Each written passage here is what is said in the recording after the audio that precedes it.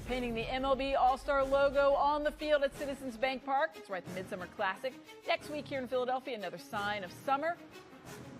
Looking good over there. Another sign of summer. That is hot. Fresh, isn't it? Look at that. Of course, summer means training camp. That's now under 3 weeks away, getting a little bit closer. And with that, we welcome you here to Birds Huddle, presented by Toyota, the official automotive partner of the NFL. Mayor Brooks, Amy Thrull alongside. It's one of those weeks in the sports world you're not really focused on the Eagles. There's plenty of other stuff going on right now. Will you attend any of the festivities at the All-Star game? I'm going to try to go to at least, the home run derby or something like that, see if I can go. I won't scalp tickets, but I'll just kind of knock on the door, see if they let me in. See if anybody lets you in or whatever. Right. It's going to be great. I'm excited. Obviously, there's going to be a lot of Phillies involved, too. Phillies involved, and, they got LeBron watch going on. We're not just satisfied with Brown. That's right. We want LeBron, too. You know what I'm saying? We just want to, want everybody to come to our great city. Like they do with the Eagles. Everybody came for the Eagles. Why not come for the Sixers? That'd be something. Can you imagine that? Can you imagine that lineup? Yes, I can. You got Brown. You got Embiid. Come on now. Yeah. It's exciting. Amazing. It's exciting. It's the one time that the Eagles obviously are always still at the forefront, but there's other things that are going on. But we got to check out our three-point stance now. It is presented by Toyota. Stance number one, we're talking something about Barrett's bread and butter, and that's O-line. It's going to take a little bit of an adjustment, some time to get used to not having longtime leader Jeff Stoutland at the head of the O-line. Of course, Stoutland announced his departure this past February, having been the O-line coach for 2 Super Bowls and producing numerous All-Pros. Barrett, these guys for years have talked about Stoutland University. It goes back to the Chip Kelly days. That's how long he was here. No surprise his departure is going to have some effect. Oh, it's going to have a lot of effect because they're just changing everything up. Now, whether it's going to be positive or negative, that's something we're going to have to deal with as the season unfolds. But I do see this guy, this guy Cooper coming in, and, it may not. I started out saying, all right, this is Cooper Junior College. But now that I've looked at it, he's came in and become a legit college now. It's not Stoutland University. He hadn't made the university yet because we haven't seen production on the field. He's like a but JUCO. he has made it to college, and these guys love the way he's coaching. He's working them, too. They're taking a step in the right direction. And I love the plan in which they're doing it. They're running track blocking when they're running the ball. Yeah. So, yeah, it's going to be great. You're blocking a space instead of a man. It's going to take them a lot of getting used to. Like, if you're blocking your guy in space, but he goes inside, he may not be yours anymore. And some guys will turn around and redirect with him, but you can't. You got to stay on your track because somebody else is going to replace him. So you got to make sure that you stand on your track. And that's something that the offensive line, as an offensive lineman, you don't want to do that because you're not relying on that guy inside of you. Well, you're going to have to. And that's kind of different from what these guys are accustomed to. They're they're used to getting on a guy, blocking him and just burying him. And it's a lot different when you're man blocking at that as opposed to, track blocking. And even in the passing game, when you look at the passing game, there's going to be a lot of times where, the tackles will have help. They never had help before. It was usually one-on-one with those pass rushers by themselves. No help inside, no help outside. They were on an island. That's totally different from what they're used to. And, I know, Jordan Mailata and Johnson are like, look, this is great. We get some help sometimes. If somebody goes and try to get inside, we have a guard there to help us out. That's totally different. And especially with them running play action a lot, it's going to help them as far as, stabilizing the line of scrimmage. When you run those type of schemes, when you're coming off the ball like you're run blocking and then you come and pass, it makes that defensive guy, slow down a little bit, and then he has to restart on a pass rushing move.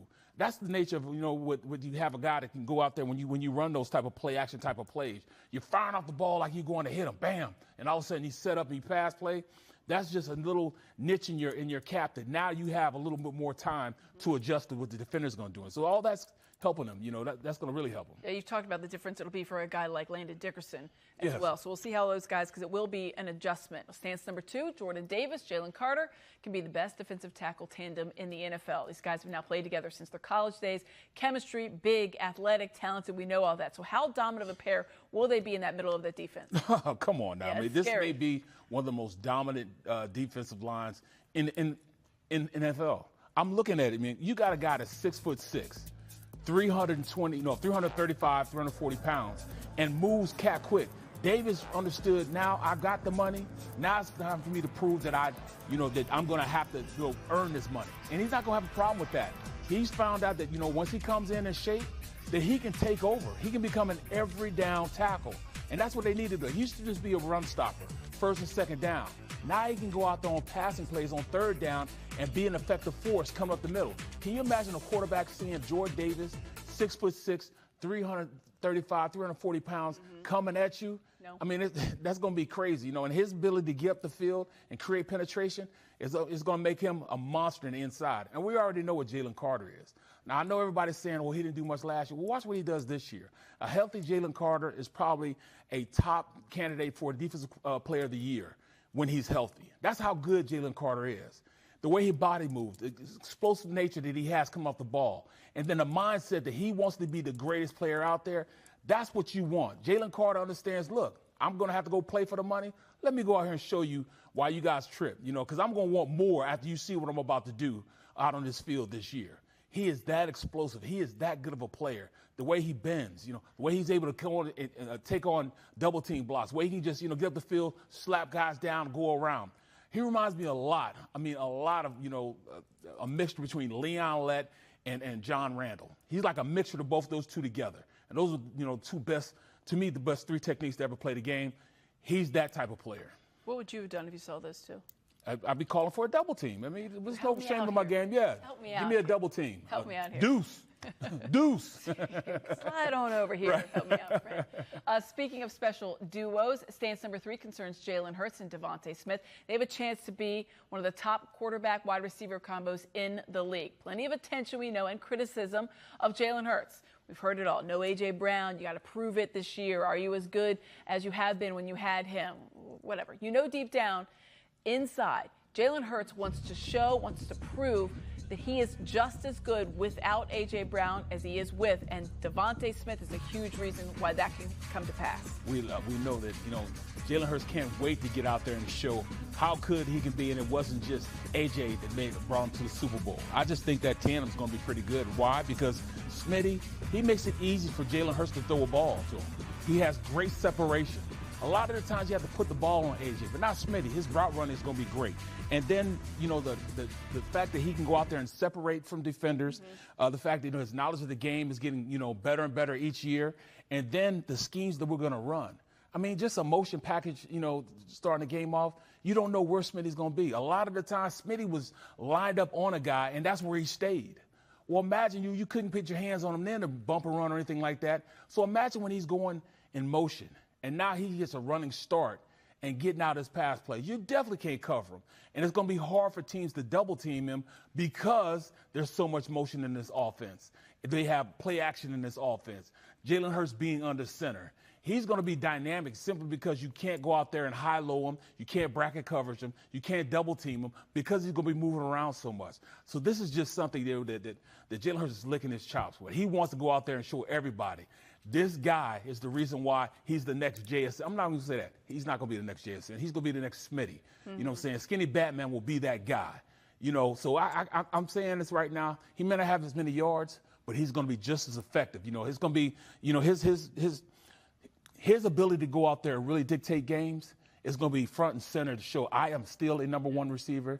Check it out. Yeah, super impactful. Oh, no question. Let's take a big quick plays timeout. all day. Big plays. That's what we're looking for. Big plays.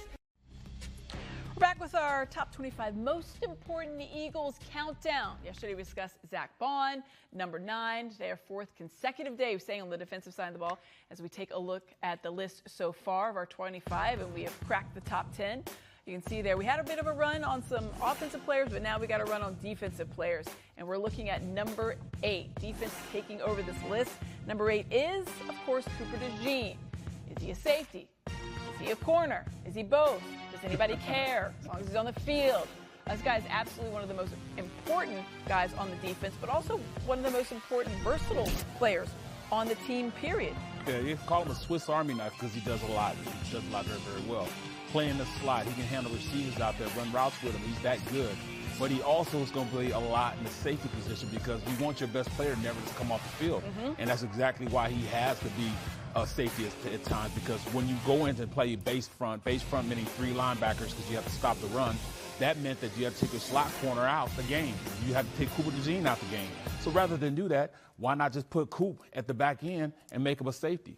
I'm actually thinking it'd be great for him to play safety there. You know, we're talking about one of the best athletes on this squad, and if not the best athlete on the squad. He can dunk a basketball, I mean, any way you want it. Speed, his athleticism, his ability to go out there and read and react off plays. Guy goes in motion. He's fast enough and get through all the stuff, you know, as far as linebackers and other routes going through the middle of the field and still go up and make a play behind the line of scrimmage. That's how good this kid is. And he's just so young. Look at that, 23 years old. Come on now.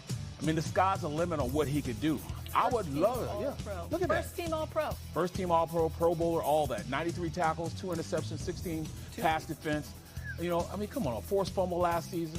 He has done everything that you want to be one of the best cornerbacks. And what, they have him ranked, what, number 10?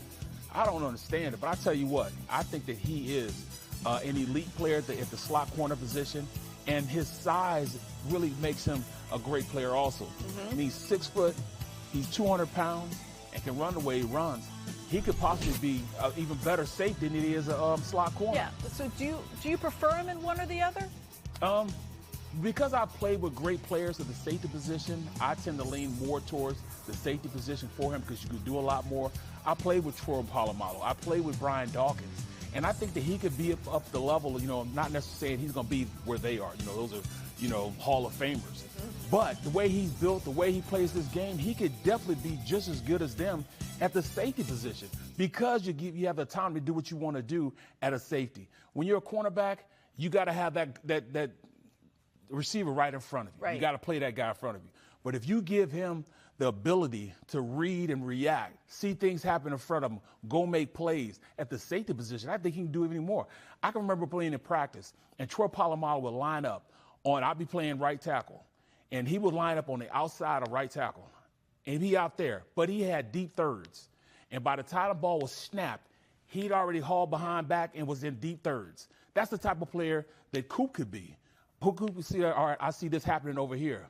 I'm going to, you know, just go over, slide over a little bit. From film study, he knows, all right, they're going to do this, they're going to run this route. And he can go jump things, you know, and be a positive influence, you know, from that safety position. So I would rather have him there because I see some great players at the safety position, and he could be one of those guys. Definitely be one of those guys. So that's why, you know, that's why. Get him to roam wherever. Yeah. As long as he's on the field. Right. You got to stay out there. Yes, on whatever you want. Back during minicamp, Cooper DeJean was asked about all the shuffling of positions that he's experienced, and he says he's ready whether it's corner, safety, nickel, some of each, all of it. We turn to the experts now, presented by Carrier. I've been preparing to play all 3 positions since I got here. You know, so just watching the other guys, you know, obviously Reed and, you know, Chauncey my first year, and, you know, Epps, you know, he's been around for a while, so watching him, and, you know, even Drew last year, just learning from him and asking as many questions as I can. You know, playing nickel in this defense is kind of like playing safety in a lot of ways, so a lot of the techniques are pretty similar.